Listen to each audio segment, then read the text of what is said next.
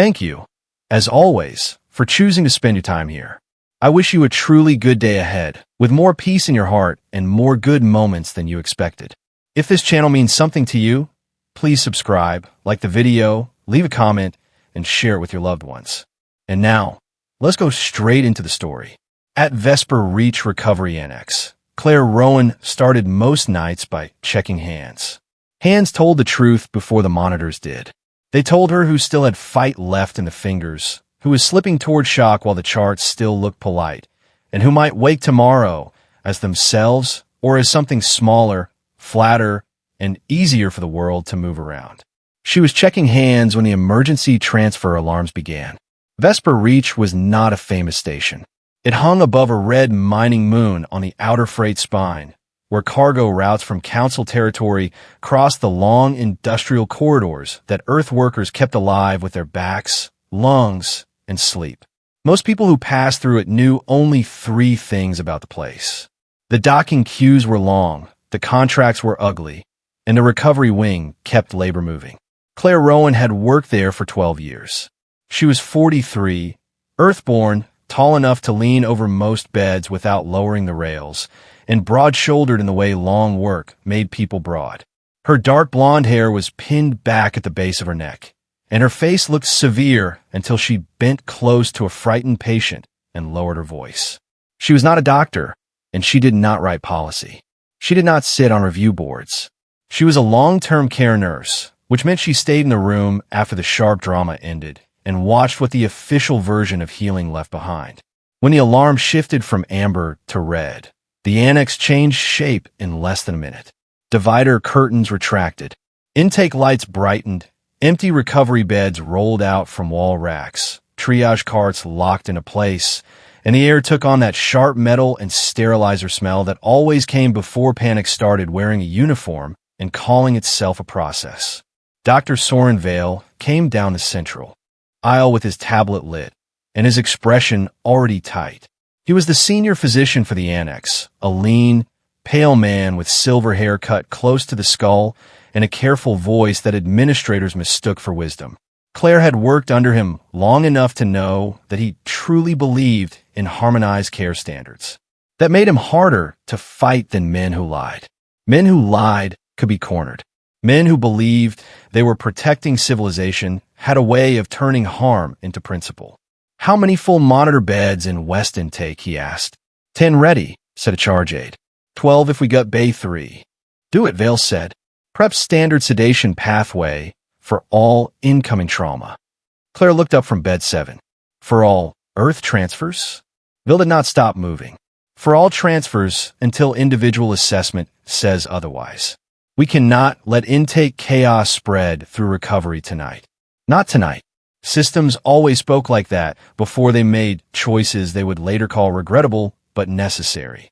The first transfer pods came through the pressure doors less than 2 minutes later. For beds, then 6, then another row behind them. Earth workers in cutaway pressure harnesses and scorched utility jackets rolled in under the white intake lights. Faces were gray with carbon dust, hair stiff with dried coolant, and one man was still twitching from delayed neural shock. One woman gripped the bed rail, so hard that the pressure sensors kept chirping. Claire moved before anyone assigned her. She always did.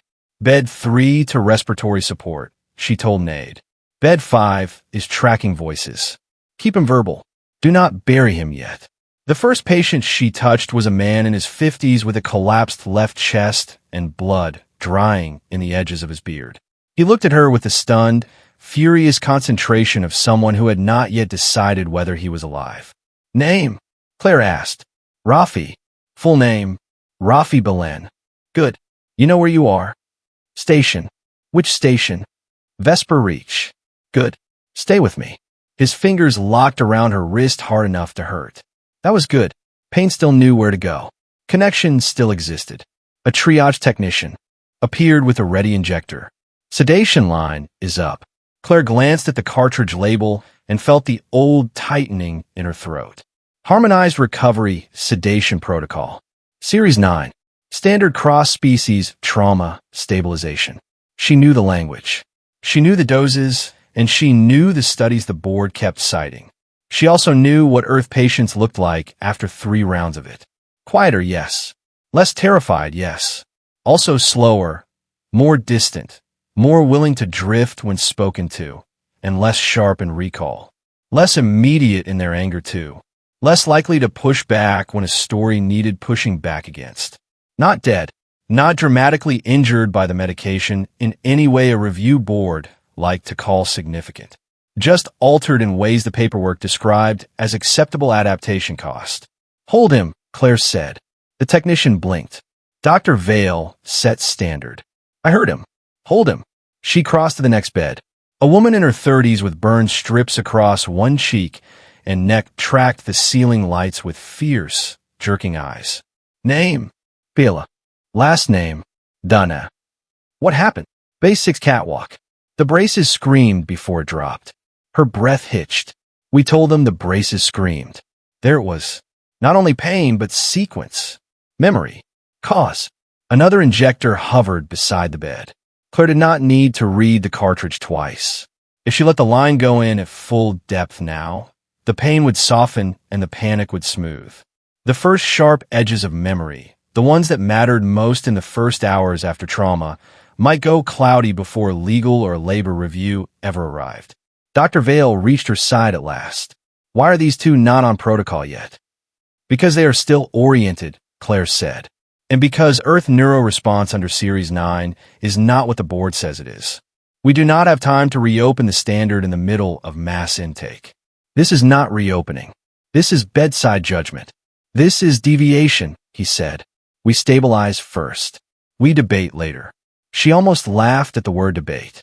She had watched Earth patients wake from Series 9 with holes in short-term memory, flattened effect, slowed reflexes, and a peculiar, chilling gratitude for any instruction that made the room simpler.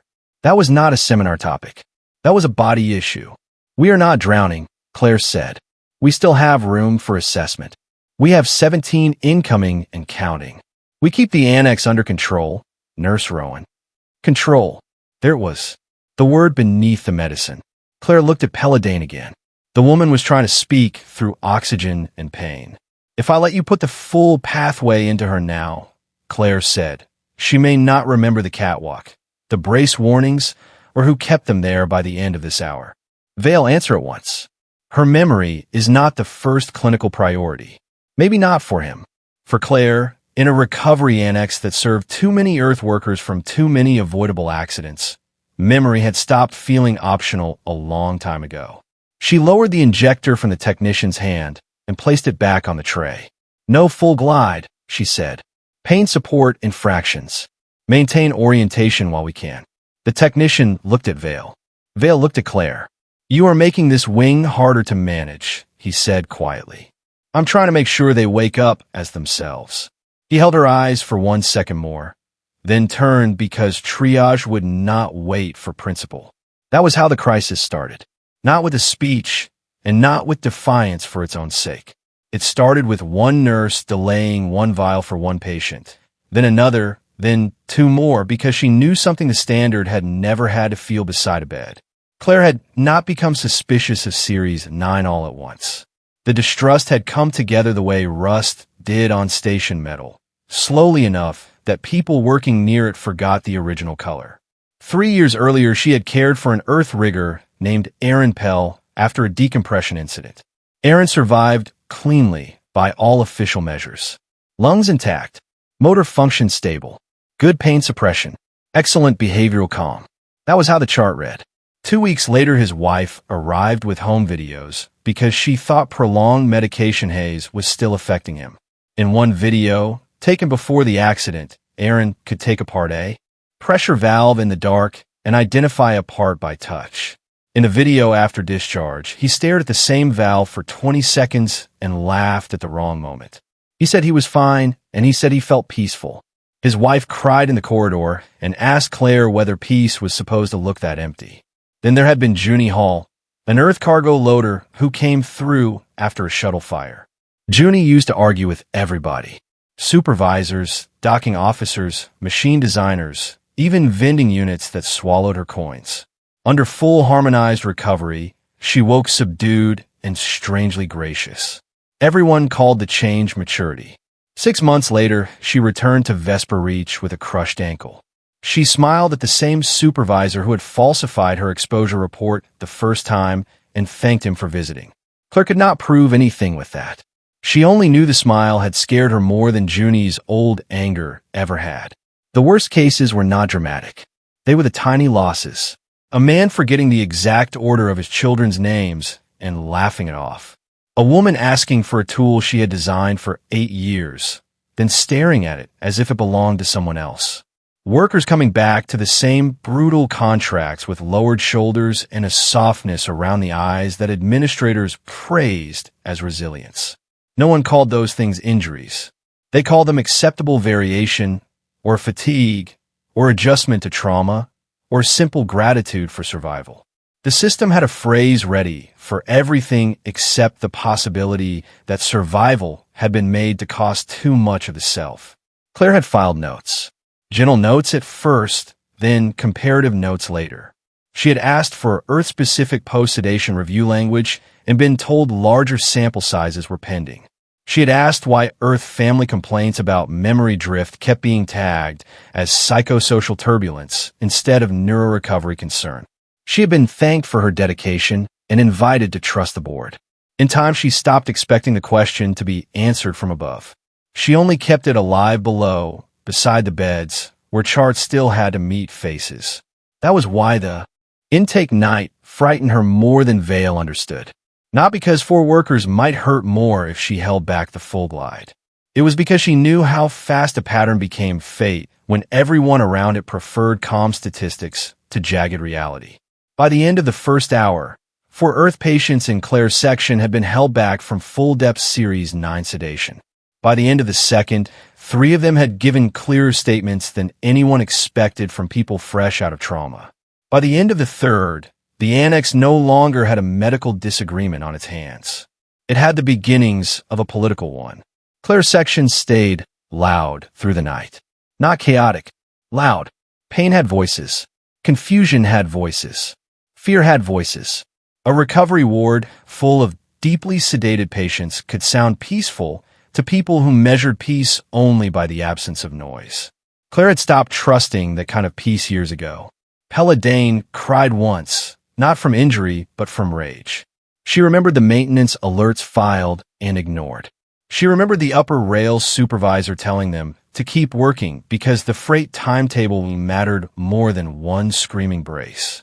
Rafi Belin asked for his team lead twice, then remembered before Claire could answer that the man had been beneath the fallen platform. A third patient, a welder named Tomas Kerr, repeated a docking code and the phrase they moved the lockout tag until Claire wrote both things down by hand because she trusted paper when systems got nervous. Near 2 in the morning, Jonas Meyer found her at Station 12 with a replacement fluid pack in one hand and a reader in the other. He was a pharmacy systems technician from lower prep, narrow-faced, and perpetually tired, with the careful posture of a man who survived institutions by never moving first unless he absolutely had to. "You really did it," he said. Claire kept labeling a line bag. "Did what?" "Held Series 9 during mass intake. "I ajusted kare." On 4 Earth trauma patients while Vale was still trying to keep the whole wing from bursting. She signed the label and looked up. "If you came here to admire courage, pick another nurse." "I came because Matron Wren is asking for a variance report before dawn." That got her full attention. Already, someone flagged the medication logs. Hard. Someone. There was no shortage of people in Vesper Reach who believed standardization existed for the same reason station halls did. To keep everybody alive. To question one felt like questioning the other. What exactly was flagged? Claire asked. Jonas glanced over both shoulders before leaning closer. Not just the omission. The recovery scoring fields tied to Earth trauma admissions. What fields? He hesitated. Reduction in agitation. Compliance with post-event guidance. Reintegration readiness. Claire stared at him. That is not a trauma score. That is labor management with cleaner words. Keep your voice down. No, you keep yours up for once. A patient nearby stirred. Claire lowered her volume by force. Jonas pressed the data tab into her palm, smaller than a nail. Manual read only. Not on ward system. She closed her fingers over it. Behind them, Tomas Kerr whispered for water. Claire went at once, moistened his mouth, adjusted his mask, and listened as he fought to line memory up with pain. They said the alarms were from thermal drift, he whispered. Who said that? Supervisor line. Over speakers. But Milo said no. Milo said drift does not make metal sing. Who is Milo? Milo Gray. Safety tech. He said tag the rail. He said stop. Did anyone stop? Tomas squeezed his eyes shut. No. Freight clock was red. Freight clock. Claire wrote it down by hand. When she turned, Jonas had not moved. He was watching her with the look of a man who had just understood why a person would burn a career over an invisible pattern. By dawn, the fight was no longer only about sedation in the ward. It was becoming a fight about what the system was measuring and why. That morning, Matron Elise Wren had Claire in her office before shift change. Wren's office was designed to calm conflict before it admitted it existed. Soft indirect light, warm walls, and two low chairs that invited people to lean back and become reasonable. Claire had always disliked the room because it made moral pressure feel like upholstery. Wren sat behind a narrow desk in dark gray administrative dress, her hands folded with the practiced stillness of someone who had once been a brilliant clinician and now ran institutions by convincing herself that scale required sacrifices no one had to name too clearly. You made a serious judgment call without authorization, Wren said. Claire remained standing. I made 4. Sit down. No. Wren studied her. This annex is not a private Earth clinic. We operate under harmonized care law. We operate around actual bodies. Or we should. We operate under law, Wren said. That law exists because cross-species facilities cannot have every clinician rewriting standards according to personal suspicion. Personal observation, Claire said. Over years, observation does not outrank board review. It should when board review calls diminished recall in Earth patients acceptable. Wren's face did not change. That worried Claire more than anger would have. Where did you see that phrase? Wren asked. There it was. Not concern for the patients. Concern for access. Claire said nothing. Wren rose slowly and came around the desk. Listen to me carefully. If you keep pushing this in the way you started tonight, you will be isolated and discredited before you ever reach the question you think you are asking. I'm already asking it. No, Wren said. You're touching the edges. There is a difference. She stopped close enough that Claire could see how tired she really was under the control. This annex serves council freight sectors because it can keep labor moving, because it can reduce instability after mass injury events, and because the board can point to numbers and say recovery is efficient and equitable across species. If you try to prove that Earth bodies are being measured by standards that do not fit them, you're not challenging one medication line. You are challenging an economic piece. Claire met her gaze. Good. For the first time, Wren's composure cracked. Just slightly. You think this is moral courage, she said. Maybe it is. It is also expensive courage. For your patients. For this annex. For Earth. That landed because it was meant to. Earth did. Not on Vesper Reach. Earth did not set its standards. Earth supplied labor, paid fees, negotiated access, and swallowed 1,000 small indignities because freight lanes mattered more than clean dignity most days. A scandal at a council-linked recovery annex serving Earth workers could tighten contracts, harden inspection regimes, and justify a dozen subtle punishments, none of which would ever carry the word retaliation. Claire also knew that every system that asked people to be pragmatic eventually asked them to become smaller. What do you want from me? She asked. I want you to sign that the variance was clinically improvised during emergency overflow and not based on a broader allegation. No, Wren exhaled through her nose. Then by noon, I suspend your bedside authority pending review. Claire should have flinched. Instead, a strange relief moved through her first. Bedside authority was the thing they could take fastest because it was the thing that made her dangerous. Do it, she said. By noon, she was off the floor. By 1, 3 staff members who had joked with her the previous week stopped meeting her eyes in the corridor. By 2, one patient family filed a formal complaint stating that Nurse Rowan had prolonged distress by withholding approved sedation on ideological grounds. By 3, Dr. Soren Vale signed a statement that her conduct had been clinically disruptive during mass intake and potentially prejudicial to cross-species care integrity. It would have been simpler if they had called her cruel. Cruelty was legible. What they were doing instead was more dangerous. They were making her seem unstable. That afternoon, with supervised access only, Claire used the manual tab Jonas had slipped her. What she found made the whole shape of it colder. The medical fight was opening into a data fight now. Earth subgroup modifiers. Recovery success fields. Reduced oppositional behavior post-event. Increased institutional adherence. Lower escalation risk. Adaptive calm persistence. For a moment, she forgot how to breathe. That was not medicine. Not by any definition that deserved the name. It was the language of administration folded into a clinical system and washed until it looked clean. Jonas found her near the records terminal half an hour later. I pulled comparison data, he said without sitting. Historical across 7 council-linked annexes. He projected narrow bars between them. Earth patients under full Series 9 harmonized sedation showed lower complaint rates, lower incident escalation, higher return to assigned labor within 60 days, and poorer short-term memory retention than Earth patients treated in 2 lower-depth Earth-run trauma facilities. Claire stared at the numbers until the room seemed to press inward. "They know," she said. Jonas did not answer. "They have known for years. They know enough to have a term for the effect." She looked up sharply. He swallowed. Earth compliance stabilization effect. For 1 second, she forgot every professional restraint she had built across 12 years. "That is not care," she said. "No," Jonas answered softly. "It is not." She thought of the spouses who had said, "He laughs less now." The worker who forgot his daughter's birthday twice after a rail crush and blame fatigue. The maintenance diver who accepted a reassignment he used to call dangerous and told Claire, "Maybe I'm finally calmer." She had spent years feeling something was wrong. Now, the rot had a label. That discovery changed the scale of the conflict. It was no longer just about one protocol in one ward.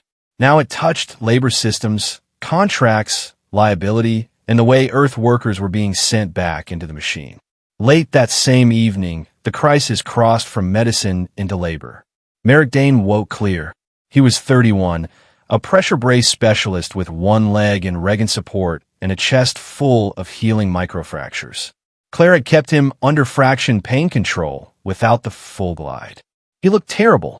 He also looked present. Earth Consular Legal arrived 2 hours later in the form of Nadia Sarin, dark-haired, exact, dressed in slate formal wear built to survive rooms where politeness was another weapon. She had been called because the accident was beginning to smell like liability large enough to cross treaties. Claire was not allowed to sit in on the first statement, but she stood outside the glass and watched. Merrick named the supervisor who had overridden the brace warnings. He named Milo Gray, the safety tech who had objected. He named the contractor unit that had pushed the shift because a red freight clock would trigger penalty fees on a council route. Then he named something Claire had never heard before. The memory calming waiver. Nadia asked him to repeat it twice. He did. Then, through pain and fatigue, he explained as best he could. Every Earth worker on the outer industrial maintenance contracts had signed emergency care provisions when they took the job. Most thought the section allowed standard treatment when they were injured off-world. But the language also pre-authorized post-event sedation and neurobehavioral stabilization under harmonized clinical law without case-specific consent. They had signed away the right to object while unconscious. Claire closed her eyes for 1 instant. The annex used the protocol because the labor system pre-authorized the protocol. The labor system liked the protocol because the recovery numbers looked smooth. The numbers looked smooth because the protocol softened the patients most likely to remember negligence clearly enough to fight. That night, Nadia demanded preservation orders on all treatment logs for the collapse survivors. That night, hospital legal denied immediate release, pending internal review. That night, Claire's name appeared on 2 staff feeds attached to the phrases unauthorized deviation and politically motivated care compromise. By morning, the story had left the station, but not in her favor. The first public version framed her as an Earth nurse who had let anti-council bias interfere with pain management after a cross-species industrial disaster. No one had to call her cruel. They simply had to show frightened workers in recovery and say she withheld standard comfort for ideological reasons. By the second morning, the conflict had spread beyond the ward and into the small economies of fear that kept stations running. Earth workers from the outer tiers began gathering in the public waiting bays, not because they all believed Claire, but because no one trusted the first official story anymore. Some came angry, some came frightened, and some came with old discharge packets folded flat in their coat pockets, asking whether the same protocol had been used on their husbands, wives, or crew partners years earlier. A freight electrician named Lena Moss arrived holding the chart summary from her brother's accident and asked Claire through the security barrier whether adaptive comp persistence meant he had been treated or quieted. Claire was not allowed to answer.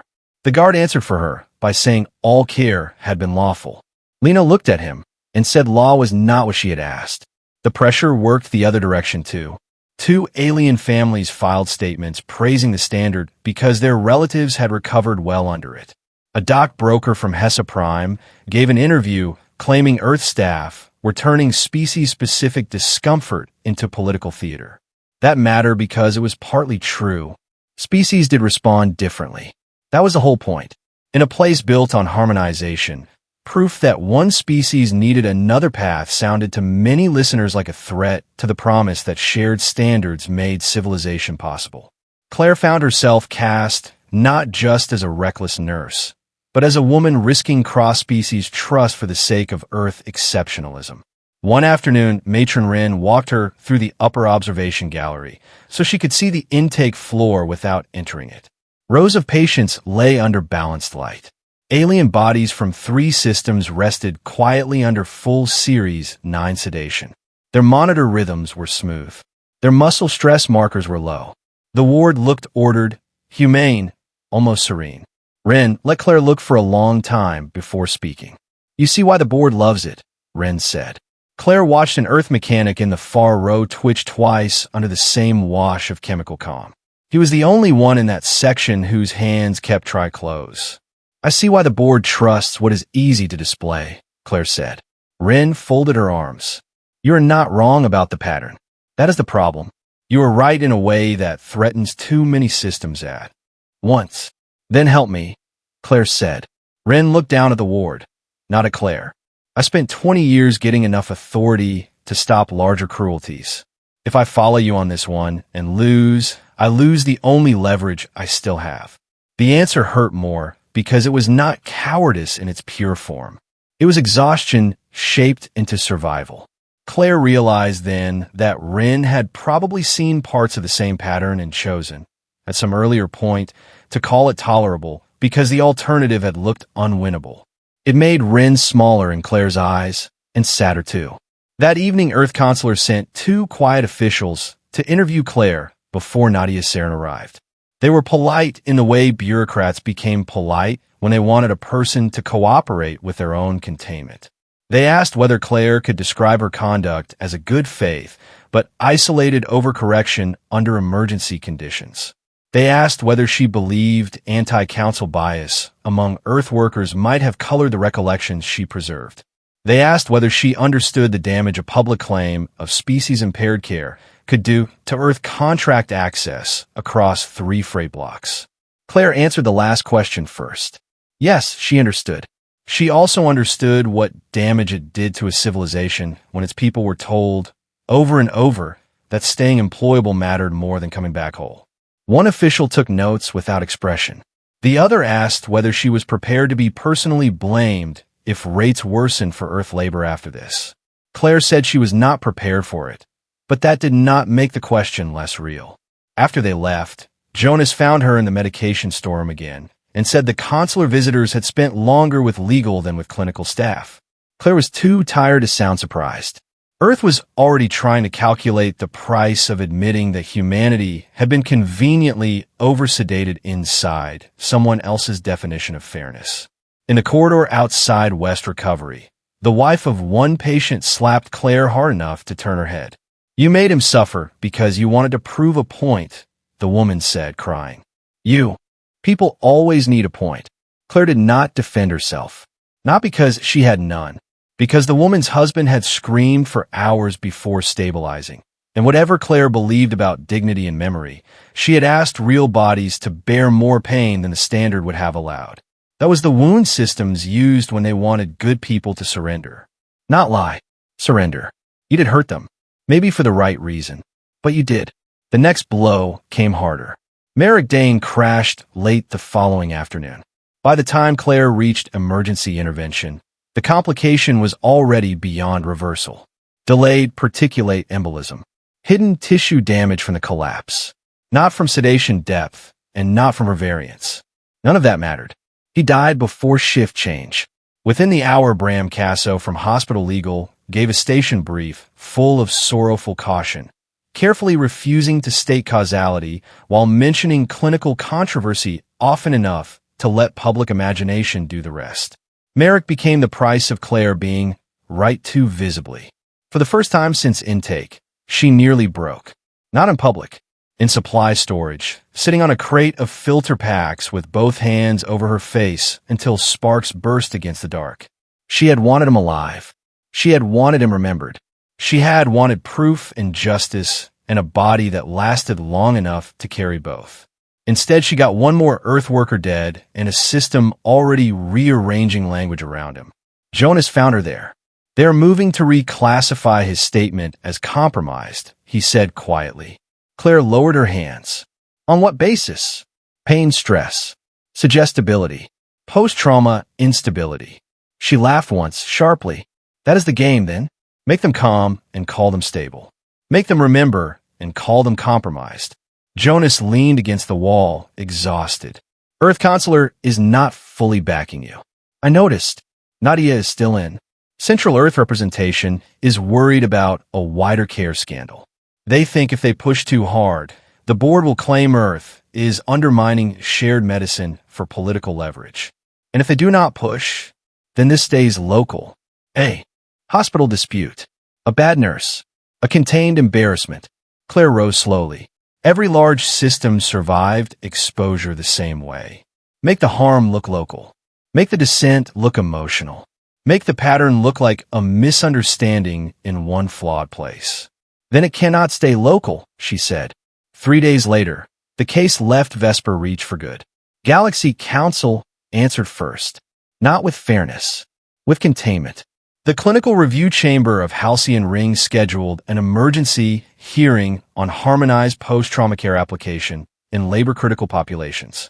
Officially, the purpose was to preserve trust in cross-species medicine after dangerous misinformation. Unofficially, the purpose was to keep the whole harmonized care system from being dragged into public view under the question Claire had forced open. Earth had a choice. Distance itself from Claire Rowan and protect short-term diplomatic posture, or put a nurse from a recovery annex into a chamber built for prefects, board chairs, and expensive lies. They chose both. Nadia Sarin became Earth's formal representative. Claire Rowan was required to attend as the initiating clinician whose decisions had created the dispute. Nadia told her this in a docking corridor overlooking Halcyon Ring's civic ring, where station light cut silver across the glass. They're not bringing you in to honor your insight, Nadia said. I assume not. They're bringing you in because if Earth hides you now, it looks like we are ashamed of what you saw. Claire looked out at the curve of the station. Are we? Nadia considered her. Some parts of Earth are ashamed for the wrong reason. Some are ashamed because they never asked sooner. The days before Halcyon Ring felt longer than the months before them. Nadia Sarin took a room on Vesper Reach and turned it into a war table. She did not flatter Claire by pretending the truth would carry itself. She treated truth the way freight crews treated damaged cargo in open weather. Lash it down, mark the weak corners, and assume the route would try to throw it off the deck. She made Claire repeat the sequence from intake to suspension until every unnecessary phrase dropped away. What did you do? Why did you do it? What did you believe would happen? What had happened? Which parts were directly observed? Which parts were inference? Which parts were pattern? Claire hated the exercise for the first hour and trusted Nadia for it by the second. They worked nights because Claire still slept on wartime. Jonas came when he could. So did Pelladane by secure relay, one arm gone and temper intact. Once, unexpectedly, Dr. Vale sent over anonymized reflex and recall curves from prior Earth patients with no explanation attached. Nadia accepted the data without comment and said later that even partial conscience was useful if it arrived in a format the chamber could authenticate. The hardest work was not proving the sedative altered Earth outcomes. The hardest work was proving something more damning. They had folded the altered outcome into the language of success itself. Nadia kept returning to that point. If the board could claim ignorance, they might survive on reform rhetoric. If the board had measured reduced opposition and increased compliance as positives, then the case became larger than an error. It became a way of governing bodies. One night, Claire asked Nadia why she had stayed when Central Earth representation was so obviously frightened. Nadia took a long time before answering. Then she told Claire about her father, an Earth machinist on a habitat line who came back from a decompression event quiet as winter and never started an argument again. Everybody praised how gracefully he recovered. Nadia had been 15 and furious because the man who returned looked almost exactly like her father until you listened long enough to hear what had been lost. She had gone into law because she hated the way institutions wrapped damage in language until families doubted their own grief. That changed the texture of the room between them. Claire had thought Nadia was fighting on principle. It turned out she was fighting for memory too. The board responded with preparation of its own. By the time the hearing opened, council channels were already seeded with expert commentary about the danger of species-specific panic in shared medical systems. A pair of labor. Analysts warned that disrupting post-trauma sedation practice across major freight corridors could destabilize recovery outcomes for all contracted populations. One commentator said Earth was attempting to convert a necessary clinical compromise into a grievance narrative. Nadia listened to all of it and only smiled once. "They're afraid of the same thing," she said.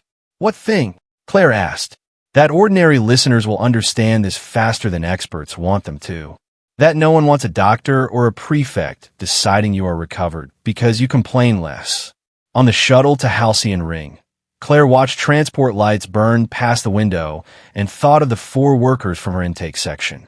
Rafi Belen still moved like he had gravel in his joints, but he remembered names. Pella remembered the brace warnings and the speaker order. Tomas remembered the lockout tag. Merrick was gone. The dead always rearranged the math of conviction. He turned every argument into an accusation of cost. Claire carried that cost into the chamber with her. She had no right not to. Halcyon Ring was built to make individuals feel procedural. Vast clinical white halls, quiet floors, and air so clean it carried almost no scent of bodies at all. The review chamber sat inside a circular, tiered hall lined with translucent panels that displayed citation fields whenever anyone spoke, as though the room itself trusted only index truth. Claire felt small walking in, not metaphorically, physically. That was useful. She was supposed to feel that way. A nurse, a floor worker, a woman who touched bed rails more often than policy screens. Everything about the room said she should have stayed where she belonged and let larger minds decide what health meant. Good, she thought. Let them underestimate the distance between a body and a board. Chair Valen, oars presided from the high center arc, elegant and nearly motionless, with the severe grace of a species bred for low-gravity civics and long memory. Prefect Loris Valek sat one level down, broader, sharper, permanently poised between offense and administration. Labor delegates, care board members, freight contractors, and 2 earth blocks filled the outer tiers. The opening phase went exactly how Nadia predicted. Not an inquiry into what care owed earth patients, but a campaign to reduce Claire to one unstable variable. Chair Ors framed the matter as a tragic confusion over advanced sedation science. Valek warned against species exceptionalism disguised as ethics. Bram Casso appeared by remote deposition to describe Claire's actions as clinically disruptive during emergency overflow. Dr. Soren Vale testified, drawn and careful, that while Nurse Rowan's concerns arose from sincere observation, individualized suspicion could not replace harmonized evidence at scale. That hurt him more than the others because he was not lying about what he believed. He truly thought scale deserved more trust than proximity. When it was Earth's turn, Nadia did not begin with outrage. She began by forcing the room to define its own language. "Chair Ors," she said, standing inside the chamber light ring. "Before we discuss whether Nurse Rowan exceeded her authority, Earth requests a definition. What precisely does the board mean by successful recovery in a human trauma patient?" Ors answered without hesitation. "Return to viable function under safe cognitive, emotional, and behavioral stabilization thresholds." Please unpack behavioral stabilization thresholds for the record. Reduction of destabilizing agitation. Restoration of procedural compliance. Reentry readiness. Reentry to what? To life and work. Nadia let the answer settle. "Work," she repeated. "Thank you." Then she called Jonas Meyer. He was nervous. That helped. Nervous witnesses were often harder to dismiss than polished ones. Under questioning, he walked the chamber through the treatment dashboard design, the Earth subgroup modifiers, and a recovery scoring language no one had intended for public hearing. Chair Ors objected twice. Nadia answered with authenticated extracts. Valek tried to frame the metrics as harmless care management shorthand. Jonas, pale but steady, explained that in practice the metrics influenced dosing confidence, discharge readiness, and recovery interpretation. Is reduction in oppositional behavior a pain marker? Nadia asked. No. Is increased institutional adherence a healing marker? No. Then why are both attached to human recovery success? Jonas swallowed once. Because the system treats reduced labor and social friction as positive post-care outcomes. The chamber did not fall silent. It recalculated. Nadia then moved the room from medical metrics to labor logic. She brought up the contracts, the memory calming waivers, and the way emergency care pre-authorization linked council sedation standards to industrial recovery pipelines. Valek called it efficient coordination across sectors. Claire looked at him and thought of all the ways powerful men renamed ugliness until it passed for necessity. Then Nadia called Peladane. Pella appeared by relay from Earth-monitored care. Her left forearm was gone below the elbow now. Her voice was not. Nadia asked only simple questions. What did you remember after waking under Nurse Rowan's adjusted care? The brace warnings. What else? The order to keep working. Would you have been able to give that statement under full Series 9 in the first 12 hours? Pella looked straight into the relay field. No, I know because I have been under it before. You come out softer. Things slide away. You stop chasing the sharp edges because the sharp edges feel too far. Nadia nodded. Did you suffer more waking this time? Yes. A murmur moved through the room. Pella kept going before anyone could use the answer against her. I suffered more, she said. Also stayed me. That sentence did more damage than a dozen polished arguments. Nadia called one more witness before she let Claire speak. Not an Earth laborer this time, but a non-aligned clinician from the Morass Cooperative, Dr. Ellen Essie, whose species metabolized Series 9 with nearly perfect stability. Ellen testified that from the board's perspective, the protocol had long been considered one of the proudest examples of shared medicine because it worked beautifully for several major species clusters. That mattered. It proved the ugly core of the case was not cartoon malice. The protocol was genuinely useful for some bodies. It simply had been elevated into universality. Before anyone with power decided Earth variants deserved the same moral seriousness as everyone else's comfort. Under Nadia's questioning, Ellen admitted something else. The board had received repeated notices that Earth recovery under Series 9 showed persistent divergence in memory retention and identity continuity, but these reports have been classified as acceptable adaptation because mortality rates and infrastructure disruption remained low. Claire watched several labor delegates sit straighter at the phrase infrastructure disruption. There was again the hidden center, not the patient. The route around the patient. Then Earth did something unexpected. Nadia called Lena Moss, the frayed electrician who had asked whether law was the same as right. Lena was not a polished witness. She was furious, plain, and impossible to dress in committee language. She told the chamber her brother had survived a cable chamber explosion 2 years earlier and had come home polite, gentle, and half absent. She said the family had been told to be grateful because he no longer woke screaming. She said maybe he did not wake screaming because the part of him that knew how to scream had been smoothed away. The chamber disliked her because she talked like grief without credentialing. Nadia used that. She let Lena sound like the population this entire structure had forgotten to imagine as its audience. By the time Claire entered the ring, the room had already been forced to hear the issue in 3 languages at once. Clinical language, labor language, family language. That made it harder for the board to retreat into elegance. By the time Claire was called, the issue was no longer whether she had withheld comfort. The issue was whether comfort had been designed to remove difficulty from the patient or from the system around the patient. She stepped into the light ring with her station badge still clipped to a plain dark jacket. Nadia had offered consular dress. Claire had refused. She was not there to look larger. She was there to keep them from shrinking what she had seen. Valak spoke first. Nurse Rowan, are you alleging a deliberate medical conspiracy against Earth? No. Claire said. The room shifted. Then what are you alleging? Claire looked toward the labor delegates, the clinicians, the board members, and the people who spent their lives deciding what counted as enough for strangers. I'm alleging something worse, she said. The chamber held. I'm alleging you did not need a conspiracy. You only needed a standard built around the species you considered normal, and enough convenience to treat what happened to Earth patients under that standard as acceptable. No one interrupted. When Earth patients took longer to come back as themselves, you did not stop and ask whether the care was wrong for them.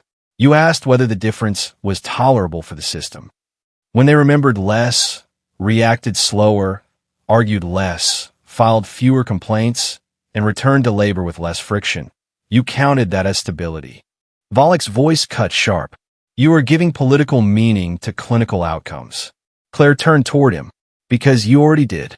That landed harder than she expected. She continued before anyone could push the room back into abstraction. I'm a long-term care nurse. I do not write standards. I watch what those standards leave behind in bodies. I watched Earth patients wake from your protocol and call their own homes unfamiliar. I watched spouses ask why a man laughed differently after recovery.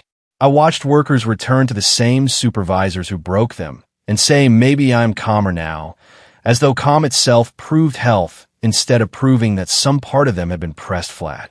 Chair Ors intervened at last. Nurse Rowan, no one disputes species-specific variation. The question is whether your deviation caused avoidable suffering. Claire inhaled once. Here was the wound.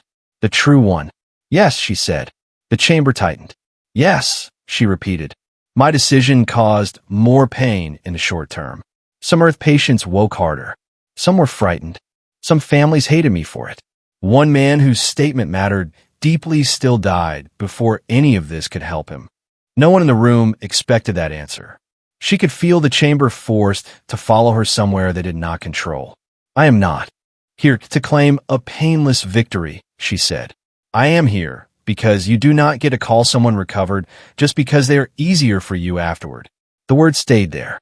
If a patient hurts less but remembers less, if they panic less but react less, if they complain less because the sharpest parts of themselves have been smoothed away, that is not automatically healing.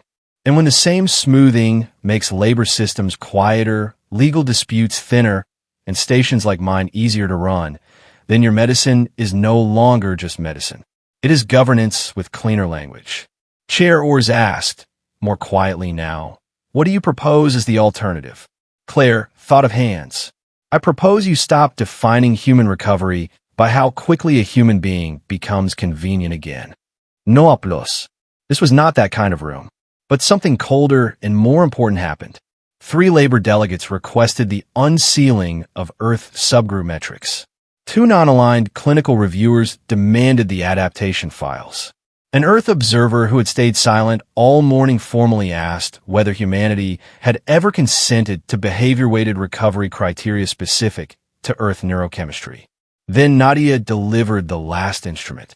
She projected board modifier tables beside patient follow-up logs from 2 Earth-run facilities that used lower-depth trauma sedation and slower, more difficult wake protocols. The Earth facilities showed higher short-term distress. They also showed better memory retention, better reflex return, lower long-tail dependency, and a measure Earth clinicians had used, but Council facilities had not. Identity continuity. Nadia asked Chair Ors to define it for the record. Ors read from the projected note, because refusing to read it would have looked worse. Continuity of self-perception and autobiographical stability following major intervention. Nadia nodded. Would the board consider that relevant to recovery? Ors did not answer at once. That was when Claire knew the old ground was gone. The chair could either deny that continuity of self mattered, which would sound monstrous even there, or admit it mattered and thereby concede that humanity had been measured for years by a system willing to trade away part of the self for smoother administration. When Ors finally spoke, her voice had lost its earlier certainty. It is relevant, she said. Not defeat. Better than defeat. A forced admission of the question itself. Everything moved quickly after that. Too quickly for justice. Exactly quickly enough for political survival. The chamber ordered immediate suspension of mandatory Series 9 harmonized sedation use in Earth trauma recoveries, pending species-specific review. The Interstellar Clinical Harmonization Board was placed under emergency audit regarding outcome, weighting, and human recovery metrics. All labor-linked emergency care contracts containing memory, calming waivers, or equivalent blanket language were frozen for Earth workforce populations until bilateral consent review with direct Earth representation. It was not revolution. It was not purity. It was a giant system forced to remove its hand from humanity's nervous system and admit, in official language, that it had no right to keep pressing there simply because the pressure made everything else run smoother. After the ruling, the chamber dissolved into the usual secondary theater. Statement requests. Strategic concern. Tactical compassion. Prefect Valek left without looking at Claire. Chair Ors remained seated longer than most, reading something on a private screen with the expression of someone who had just discovered that sophistication did not absolve harm when the harm had excellent vocabulary. The ruling did not repair Vesper Reach. It did not restore Merrick Dane.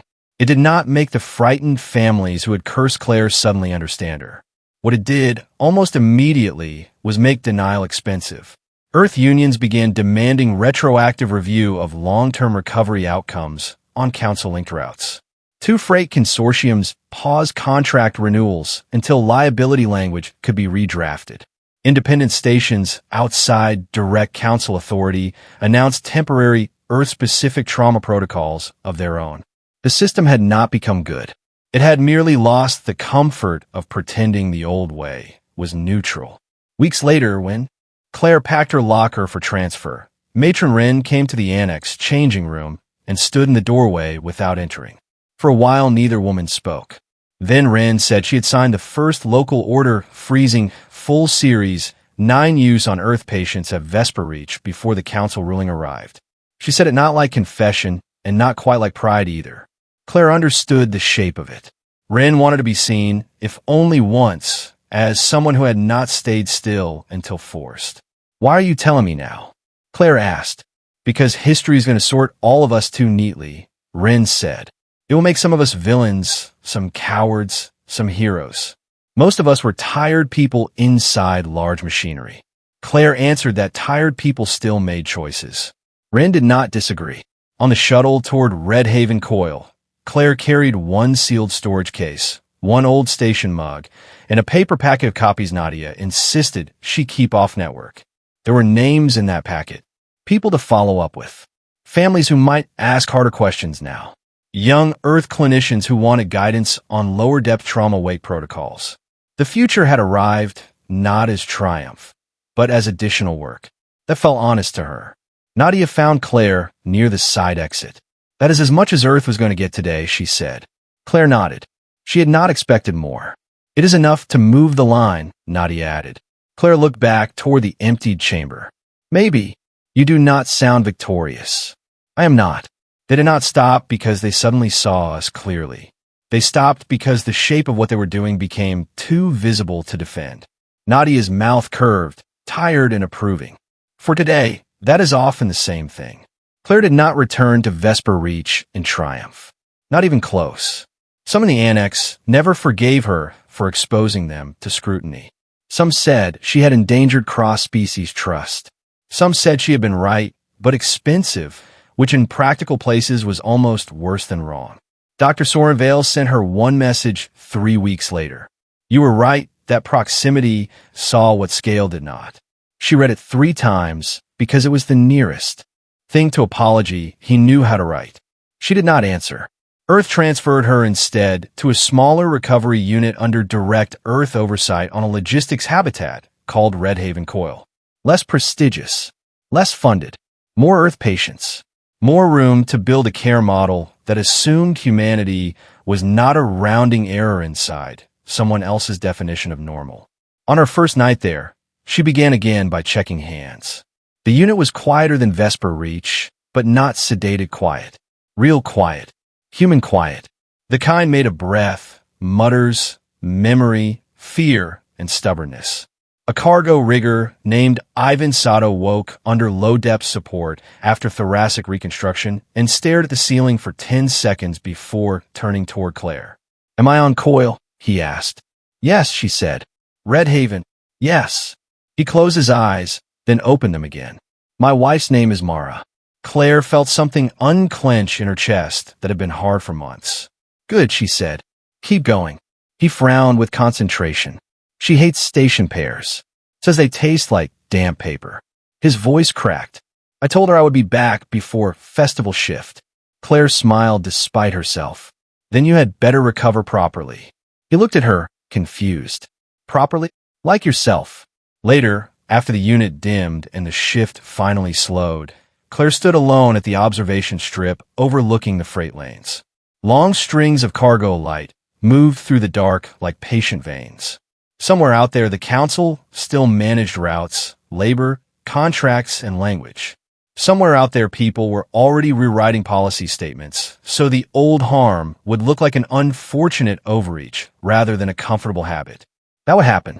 Systems defended themselves by editing memory too. But not as easily now. Not for Earth.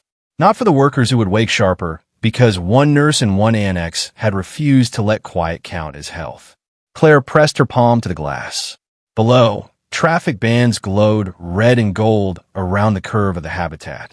Humanity had not won a grand, clean victory. No fleets moved, no enemies fell, and no hull rose to applaud. The galaxy had simply been forced, for a moment, to stop pretending that making Earth easier to manage was the same thing as helping Earth heal. It was not enough for the dead. It was not enough for the years already taken out of people in tiny, invisible fractions. But it was a beginning that mattered. And in places like hers, where the future of whole systems often passed first through the hand of one exhausted nurse adjusting one line at one bedside, beginnings still mattered. Red Haven Coil turned out to be the right kind of difficult. The unit was smaller than Vesper Reach and poorer by any station metric that counted prestige. But the work felt honest in a way large council systems rarely did. Nobody there believed one protocol could save them from judgment. Every shift was an argument between need, time, fear, and the fact that human bodies kept insisting on being specifically human. In her second week, Claire helped train a mixed team of Earth nurses and 2 visiting clinicians from allied habitats on the revised wake protocol. They practiced on simulation loops first, then on supervised live cases.